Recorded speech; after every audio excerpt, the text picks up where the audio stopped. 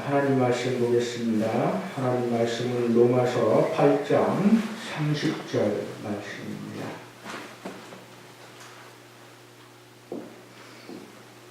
봉독해 드리도록 하겠습니다.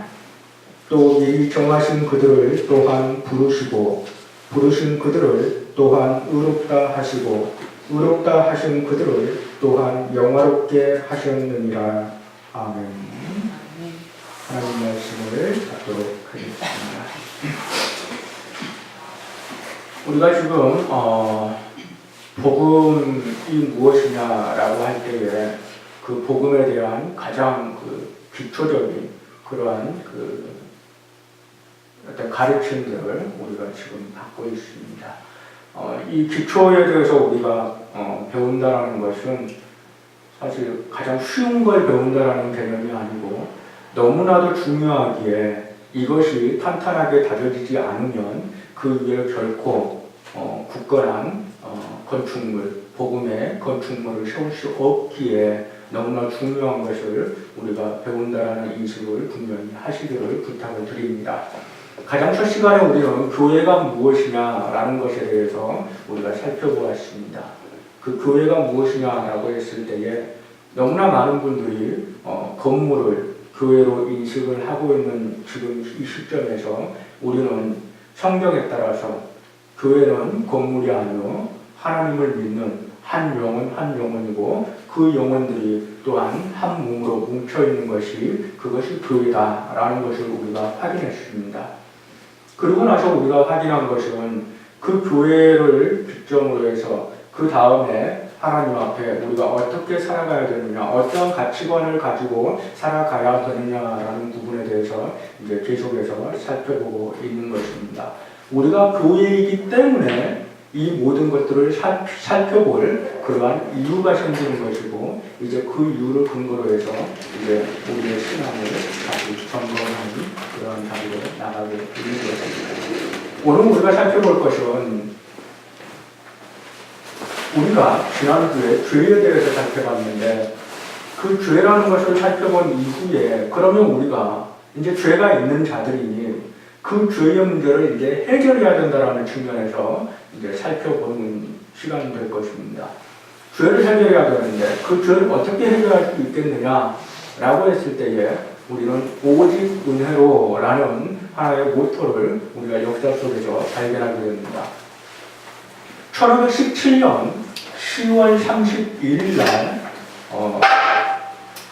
비텐베르크 대학교의 교회의 그 정문에 루터라는 사람이 95개 조항에 해당되는 그런 반박문을 붙이는 것을 기점으로 해서 종교개혁이라는 역사가 이제 시작되는 그러한 그 역사적인 기록으로 우리가 접하게 시작되는 것을 우리가 역사적인 기록으로 접하게 됩니다. 그 당시에 루터가 이 95개 조항에 해당되는 반박문을 붙일 때에 그것을 반박문을 붙이는 가장 중요한 의도가 무엇이었냐 하면 우리 한번 토론해보자라는 거였습니다. 내가 지금 이 현실에서 일어나고 있는 여러 가지 현상들을 바라볼 때에 내가 보는 이 성경에 근거했을 때에 참으로 잘못된 일들이 많이 있는데 과연 정말 내가 본 것이 옳은지 아니면 기존에 해오고 있는 너희들의 그러한 행위들이 옳은지를 한번 성경을 근거로 해서 우리 토론해보자라는 그러한 의도로 루터는 이 반박문을 붙였습니다.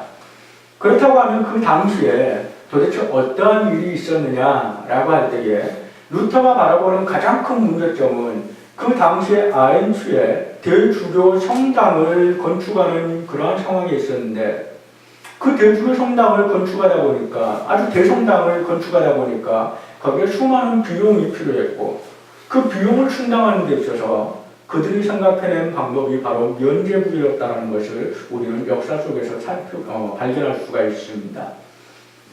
물론 그 당시에 면죄부를 판매하는 일은 그 당시에 보편적으로 많이 널리 행해주고 있었던 그러한 일이었지만 지금 이 루터가 접하고 있는 그 상황에서 그 일이 더욱더 아주 심하게 일어났던 것을 우리는 확인할 수 있습니다. 그래서 이 면죄부에 대해서 과연 옳으냐라는 것을 이게 한번 토론해보자 라는 입장에서 루터가 그 95개 조항 반박문의 일부에 그것을 토론의 주제로 이제 제시했던 것이고, 실질적으로 이러한 어떤 토론을 제기한 그 어떤 반박문을 기초로 해서 종교개혁이라는 큰 흐름에 중요한 틀이 잡혔다는 것을 우리는 볼 수가, 확인할 수가 있습니다. 결과적으로 이 토론을 제시한 것을 근거로 해서 나중에 종교개혁자들이 몇 가지의 중요한 모토를 이제 우리에게 종교개혁이 왜 무엇을 도대체 세우기 위해서 하는 것이냐라는 것을 우리에게 알게 하기 위해서 몇 가지 모토를 우리에게 전해주게 되는데, 그 중에 우리가 중요한 것을 우리 교회의 그 주보의 전면에 제가 기록해 놓은 것이 있는데, 그것을 살펴보면 솔라 스크립투라라고 우리가 라틴어로 기록되어 있는 것을 먼저 접하게 됩니다. 그것은 무엇인가 하니 오직 성경으로입니다. 종교개혁자들이 종교개혁을 할 수 있었던, 종교개혁이라는 그 놀라운 그 역사의 흐름을 만들어낼 수 있었던 중요한 근거가 무엇이냐라고 했을 때에 성경이었다라는 겁니다. 그냥 그동안 해왔던 관습을 따라서, 관행을 따라서 그대로 따라갔다면 종교개혁은 결코 이루어질 수 없었던 그러한 역사였습니다. 그러나 역사적인 흐름 속에서 어느 한 시점에서 종교개혁을 주도했던 자들이 가장 먼저 했던 일이 무엇인가 하니 성경을 통해서 스스로 정말 하나님의 말씀이 그러한가를 그들이 살펴보았다는 겁니다. 이것은 우리에게 아주 중요한 시사점을 제시해 줍니다. 오늘 우리가 살아가는 데 있어서 하나님을 믿는다라고 할 때에 우리 역시 기존의 교회들이 해왔던 대로 무조건적인 그러한 그 순종, 좋은 말로 하면 순종이고 나쁜 말로 하면 냉종이 되죠. 그렇게 그냥 따라가는 것은 결코 바람직하지 않다는 겁니다. 혹여 그 일이 옳은 일이라 할지라도 우리는 과연 성경이 그것을 어떤 의미로 어떤 의도로 우리에게 하라고 했는지에 대해서 우리는 확인하고 알고서 해야 된다는 겁니다. 그 의미를 전혀 알지도 못하고 그냥 해왔을까라고 하는 측면에서 계속해서 따라가는 것은 결코 바른 신앙이 아니요 건강한 신앙이 될 수 없다는 것. 또 한편으로는 그것이 올바른 일이 아니라고 한다면 여러분 스스로가 여러분의 영과 육을 그 하나의 어떤 전통의 근거에서 여러분 스스로가 착취당하는 것에 여러분 모든 것을 내어주고 있는 행위가 된다는 것을 우리는 기억해야 합니다. 그리고 우리가 두 번째로 접할 수 있는 것이 바로 솔라 그라티아라는 용어입니다. 그 어떤 모토입니다. 이것이 말하고 있는 의미는 오직 은혜로라는 의미입니다. 오늘 우리가 이 루터가 반박문을 게시한 당시에 가장 큰 문제가 무엇이었냐라고 할 때에 면죄부를 그 대표적인 문제로 제시를 했는데, 그 면죄부가 갖고 있는 이면적인 의미가 무엇이냐라고 했을 때에 내가 어떠한 행동을 함으로 말미암아서 그 행동을 근거로 해서 우리가 구원을 받을 수 있다는 것이 그 면죄부 이면에 있는 사상적인 체계였습니다. 그리고 그 당시 면죄부뿐만 아니고 천주교가 갖고 있는 사상이 무언가 내가 선한 일을 해야 되고 또 내가 선한 일을 한 그 내 행위가 부족하다면 나보다 앞서서 선한 일을 많이 쌓아놓은 성인들로 추앙된 그들의 그 선함의 일부분을 내가 받을 수 있도록 그 성인들을 내가 섬기는 일을 함으로 말미암아 그 행위를 근거로 해서 구원을 받을 수 있다는 것이 그 당시에 천주교의 주장이었고 실질적으로 그들은 그렇게 신앙생활을 했던 겁니다. 오늘날에도 천주교에 가면 성인 숭배라는 것이 여전히 이루어지고 있습니다. 공식적으로 면죄부를 판매하고 있지는 않은 것 같지만 한편으로는 아직도 면죄부가 있다라고 그렇게 공공연하게 알려주고 있습니다. 실제로 확인되지 않았기 때문에 면죄부에 대해서는 제가 더 이상 뭐라고 말씀드릴 수는 없지만 이 성인 숭배라는 것은 여전히 아직도 존재한다는 것을 우리는 확인할 수가 있습니다. 심지어는 이 성인이 숫자가 너무나 많아서 그 성인들을 한 명씩 섬기는 데 있어서 그 하나의 날을 정해놓고 어떤 성인을 섬기는 날 하고 그렇게 정해놓는데 그 정해진 성인들을 한 번씩만 섬기는데도 무려 3년의 시간이 필요하다는 것을 우리는 천주교에 그 성인을 기념하는 날을 기록한 그 달력을 통해서 확인할 수가 있습니다. 그 성인들을 섬김으로 말미암아 이미 죽어버린 성인들이 자신을 구원하고도 남을 만한 그 충분한 그 어떤 선한 행위를 한 것에 대해서 그 자신을 구원한 것만큼은 빼고 그 이상 남아도는 그 선한 행위를 내가 받겠다라는 의도로 그 성인을 섬기는 행위가 바로 성인 숭배라는 것입니다. 여기에 대해서 이제 성경을 근거로 해서 종교개혁자들이 말합니다. 아니다. 행위로는 우리가 결단코 구원받을 수 없다라고 주장을 하는 겁니다. 그러면 우리는 이 시점에서 과연 행위로 왜 우리가 구원을 받을 수 없느냐라는 것을 점검할 필요가 있습니다. 그것도 성경을 근거로 해서. 자, 행위로 구원을 받는다라는 것을 우리가 다른 표현으로 하면 율법주의라고 우리가 표현할 수가 있습니다. 율법주의라는 것이 무엇인가 하냐? 하나님의 말씀을 통해서 너희는 이렇게 행하라 라고 주신 명령들이 있습니다. 그 대표적인 것이 바로 십계명이죠.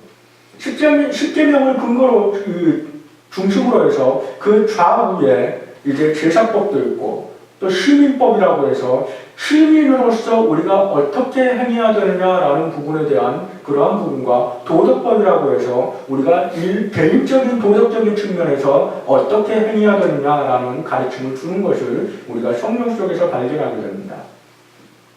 그러면 이 율법을 따라서 우리가 행할 때에 하나님의 말씀, 하나님의 명령대로 우리가 따라 행할 때에 우리가 과연 구원을 받을 수 있느냐라는 질문을 던짐으로 우리가 이 큰 주제에 대한 어떠한 그 옳고 그름을 판단하는 그러한 전제를 가질 수가 있게 되는 겁니다. 참 안타깝게도 우리는 율법을 통해서 구원을 받을 수 없다는 것이 명백하게 성경을 통해서 선언되고 있는 것을 발견하게 됩니다.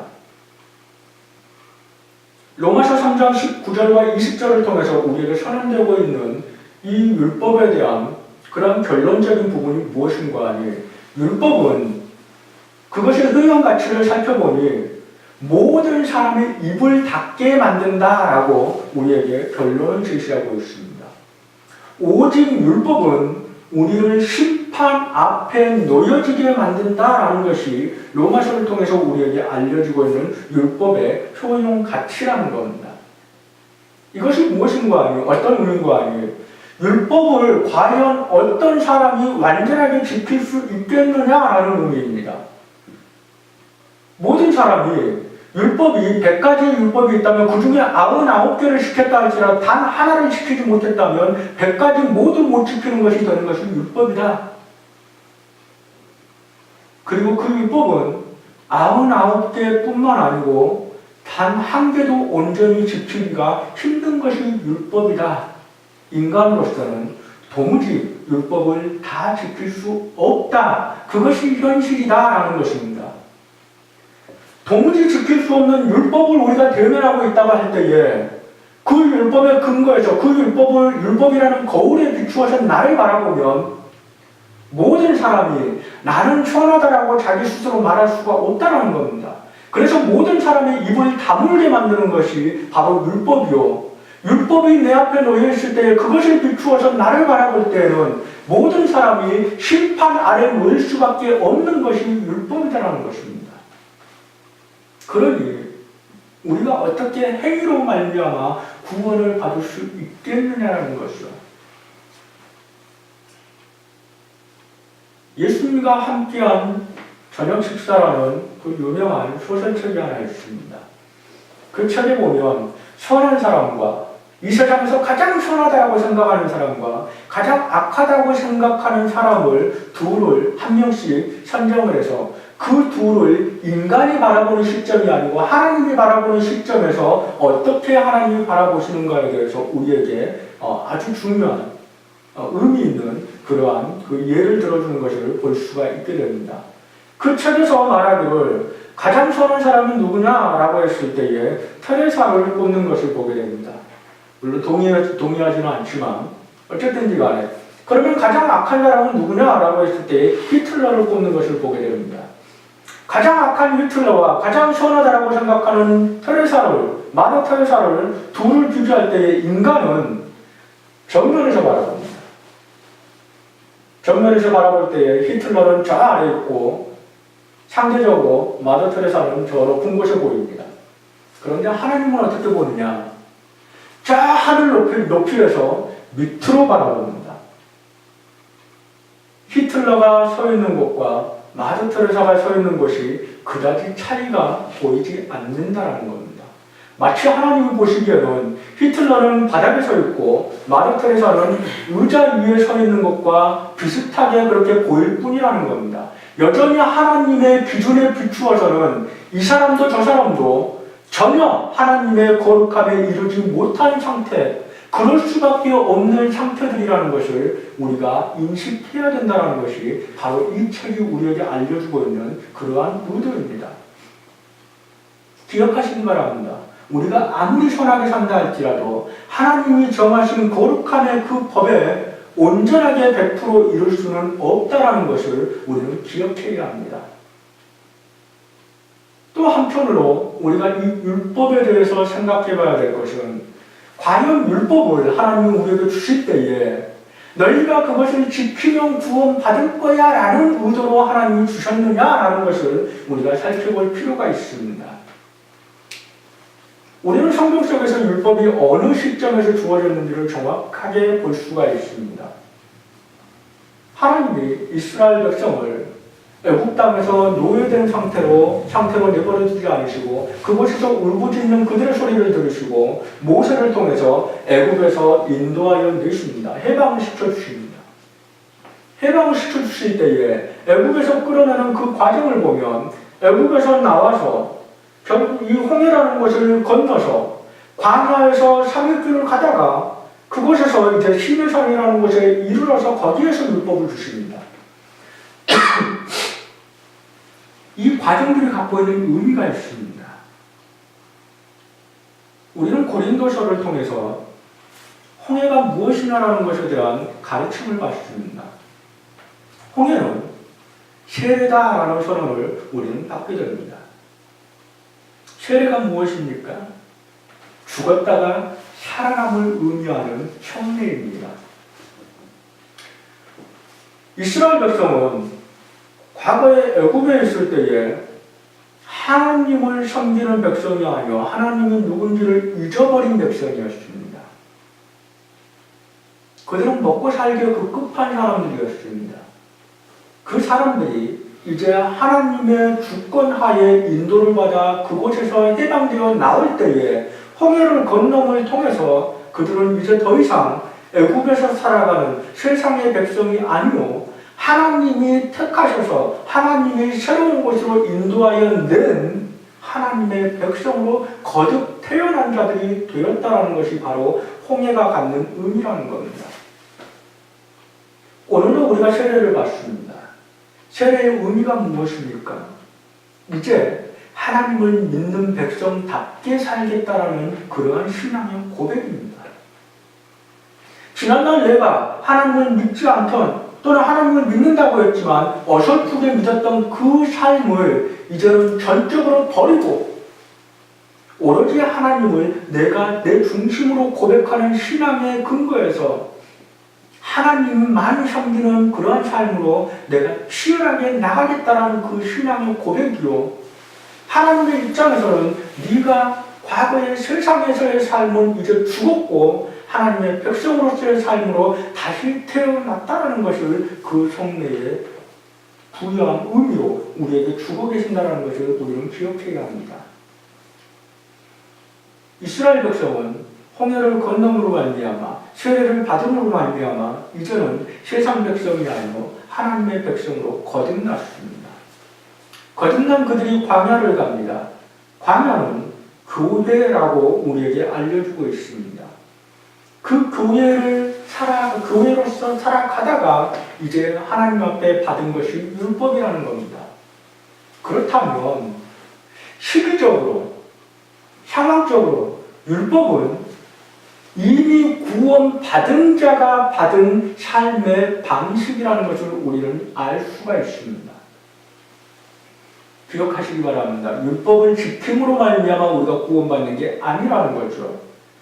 이미 구원받은 자에게 하나님이 구원받은 자는 도대체 어떻게 살아야 되느냐, 구원받은 자가 그의 구원받음에 합당한 복을 누리기 위해서는 어떻게 살아야지 많은 복들을, 더 많은 복을 너희들이 누릴 수 있겠느냐, 100% 지키면 100%의 복을 받을 것이요, 그 중에 일부를 지키면 일부만큼만 복을 받을 것이다 라는 것이 바로 율법이 가진 의미라는 겁니다.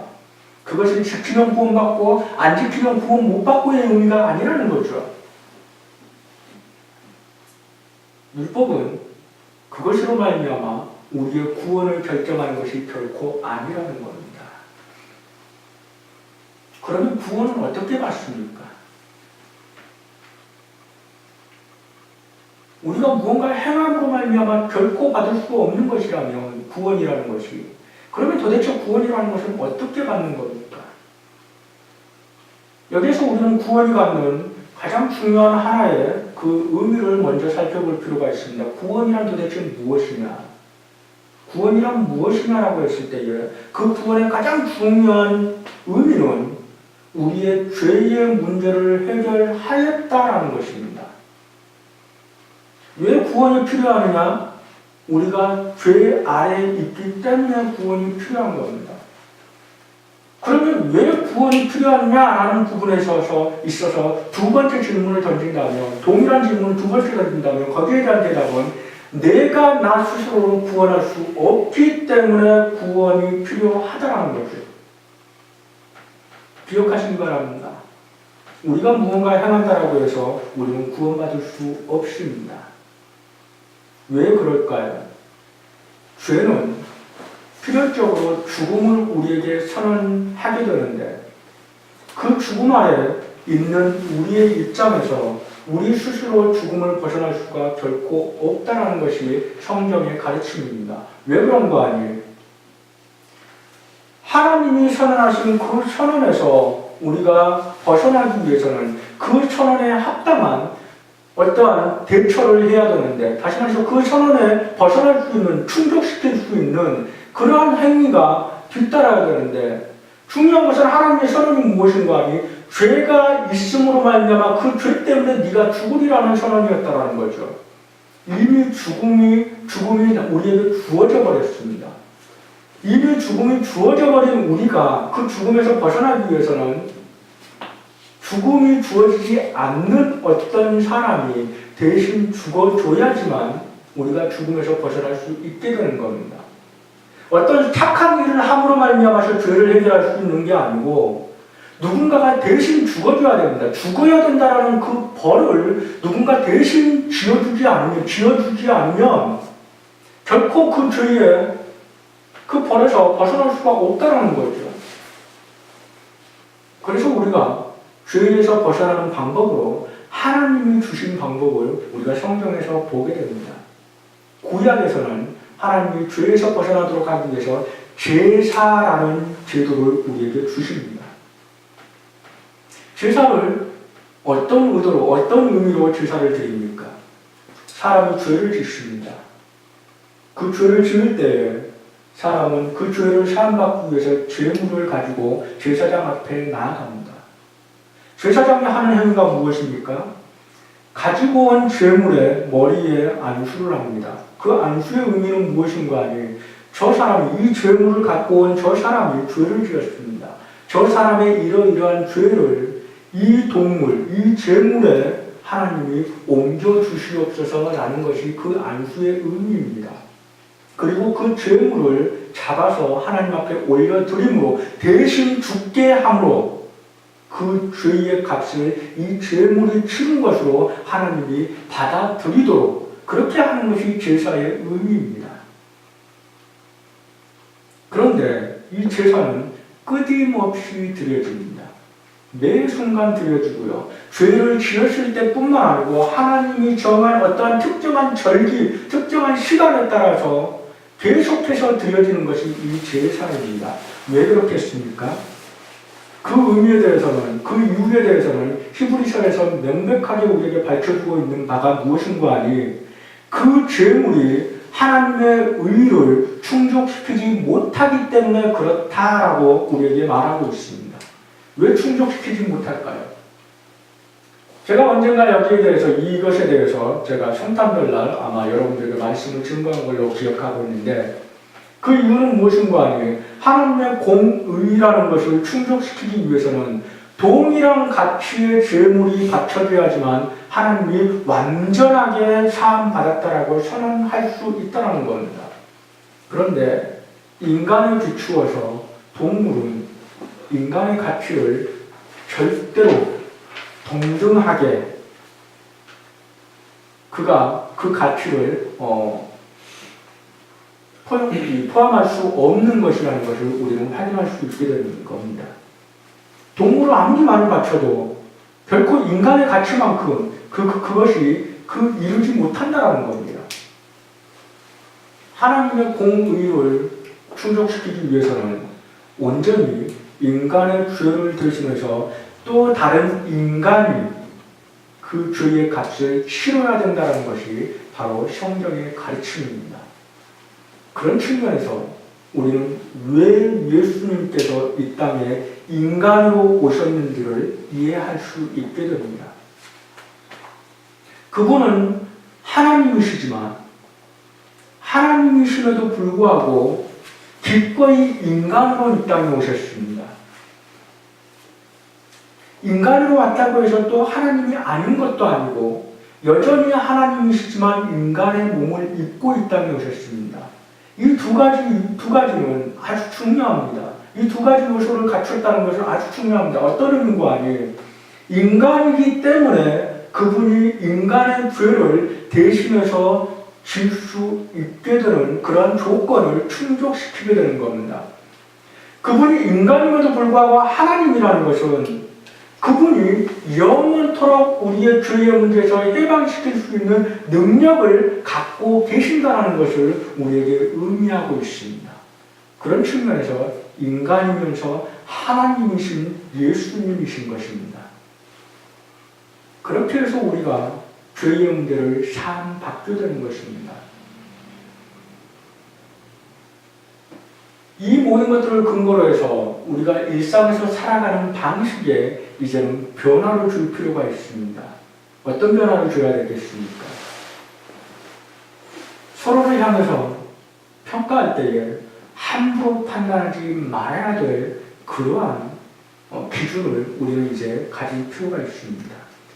어떤 말인가 하니 우리가 하나님의 말씀을 통해서 우리는 우리의 행위로 말미암아 구원받을 수 있는 존재가 아니라는 것을 확인했습니다. 그러니 우리가 상대를 평가할 때에 너는 왜 그렇게 못났느냐라고 함부로 평가할 것이 아니오 그 사람을 보면서 나의 연약함을 바라볼 수 있어야 된다는 겁니다. 정말 못난 것 같이 상대가 보일 때에 무조건 그 못났다라고 그렇게 비평할 것이 아니오 저 못난 모습을 보면서 나는 어떻게 보일까를 바라봐야 된다는 겁니다. 저와 똑같은 죄는 아닐지라도 또 다른 한편의 죄의 모습이 내 안에 여전히 있을 것인데 하나님이 나를 어떻게 보실까라는 그러한 시각으로 우리는 이 문제를 우리 가슴 속에 새겨야 된다는 겁니다. 그런 측면에서 우리는 죄와 사람을 일정 부분 분리할 필요가 있습니다. 무슨 말인가 하니 어떤 한 사람은 죄를 지었습니다.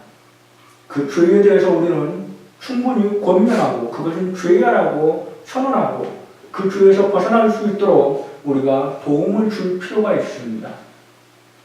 그런데 어떤 것이 문제가 되는가 하니 그 과정을 통해서 어떠한 사람이 죄에서 벗어나서 이제 옳은 길로 돌아왔을 때 문제가 발생합니다. 무슨 문제가 발생합니까? 이 사람을 여전히 비판한다는 겁니다. 예전에 저랬던 사람. 한 예를 들면 이렇습니다. 만약에 동성애자가 한 사람이 있다고 할 때에 우리는 그 동성애자를 향해서 그것은 죄라고 가르쳐주고 그 죄에서 벗어나서 옳은 길로 돌아오라고 그렇게 가르쳐줄 필요가 있습니다. 그 권면을 통해서, 그 가르침을 통해서 그 사람이 동성애의 그 자리에서 벗어나서 이제 올바른 길로 돌아왔다고 쳤을 때에 교회라는 한 무리가 그 한 사람을 바라보는 시각이 어떠냐라는 거죠.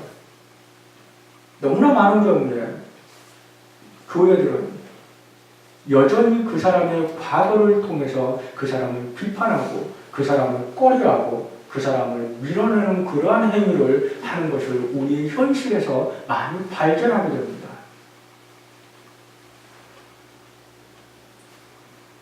과거에는 죄가 있었을지 몰라도 이제 죄에서 벗어났다면 죄에서 벗어난 사람으로 대할 필요가 있다는 것입니다. 굳이 동성애를 이유로 들었던 이유는 그것이 너무나 크게 보이기 때문에 그렇습니다. 그러나 다른 측면에서 우리가 죄를 바라보시기를 부탁을 드립니다. 동성애도 죄고 우리가 일상의 삶에서 쉽게 내뱉는 거짓말 한마디도 죄입니다.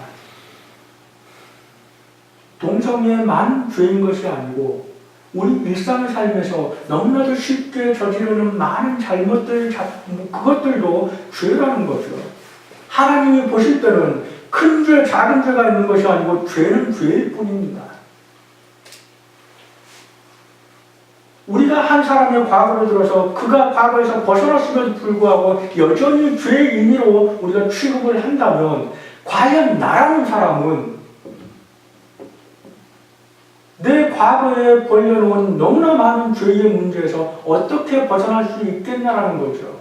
내 스스로도 과거에서 벗어나지 못하게 상대를 그렇게 밀어붙이는 사람이라면 결국은 나 자신에 의해서도 나는 과거로부터 벗어날 수 없는 존재일 수밖에 없지 않겠습니까? 서로를 향해서 우리는 죄에서 벗어날 수 있도록 도와주되 그 죄에서 벗어나는 그 순간 과거의 죄를 근거로 해서 더 이상 그를 비판하는 것이 아니오 돌아온 것을 환영하고 더욱더 사랑으로 한몸 되기를 힘쓰는 자들이 되어야 된다는 것을 우리는 이 말씀을 근거로 해서 기억하고 그렇게 살아내기를 힘써야 될 줄로 압니다. 서로를 향해서 비판하는 그러한 냉정한 자세를 가지되 그 비판이 과거로 말미암아 지속되지 않도록 우리는 노력해야 될 줄로 압니다. 이제 우리가 지난주에 죄라는 것을 우리가 인식하고 이제 그 죄를 어떻게 벗어버릴까라는 측면에서 오늘 우리가 살펴본 것을 근거로 해서 오직 하나님의 은혜로 말미암아 구원받을 수밖에 없는 존재라는 것을 분명히 인식하고 기억하고 여러분의 마음속에 새기고 우리가 더욱더 겸손한 자리로 내려가야 될 것을 제가 부탁을 드리고 여러분이 그렇게 살아가시기를 다시 한번 부탁을 드립니다. 오직 하나님의 은혜로 말미암아 구원받을 수 있습니다. 기억하시기 바랍니다. 상대를 함부로 평가하지 마시기 바랍니다.